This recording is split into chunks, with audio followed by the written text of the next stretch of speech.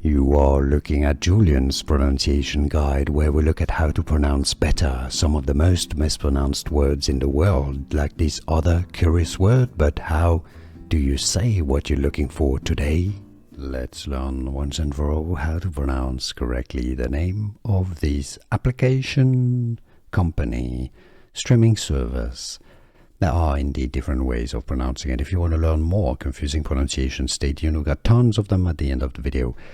They themselves pronounce it as Tubi, all right?